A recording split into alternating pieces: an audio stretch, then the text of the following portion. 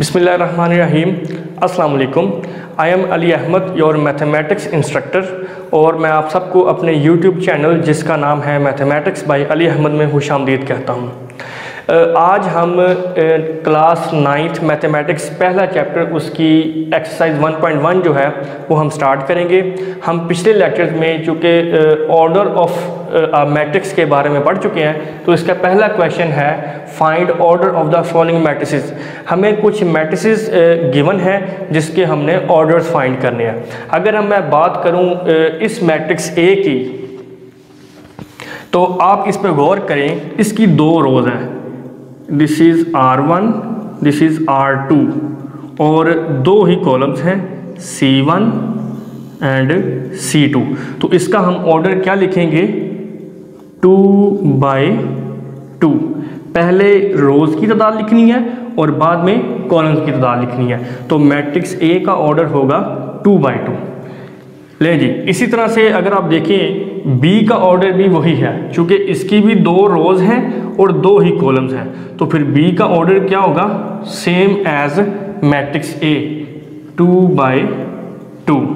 ले जी, next matrix जो है वो है जी सी। अगर आप गौर करें तो इसकी एक ही सिर्फ रो है R1, और अगर कॉलम देखें तो वो दो हैं, this is C1 and this is C2। तो जब हम इसका ऑर्डर लिखेंगे तो आपको पता है पहले नंबर ऑफ रोज लिखते हैं। रो चूँकि सिर्फ एक ही है, तो इसका ऑर्डर होगा 1/, और कॉलम कितने हैं? 2। तो सी मैट्रिक्स का ऑर्डर क्या होगा? 1/2। नहीं जी, अब हम बात करते हैं मैट्रिक्स डी की। इसकी रोज कितनी है?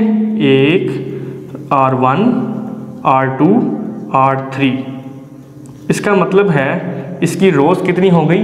3, और कॉलम वो सिर्फ एक ही है C1। तो इसका हम ऑर्डर किस तरह से लिखेंगे? 3/1, 3 रोज और एक कॉलम।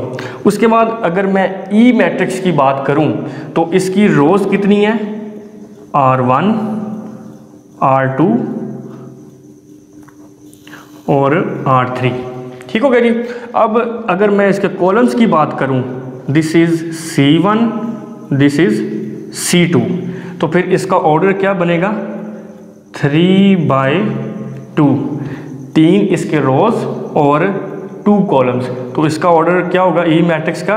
3/2।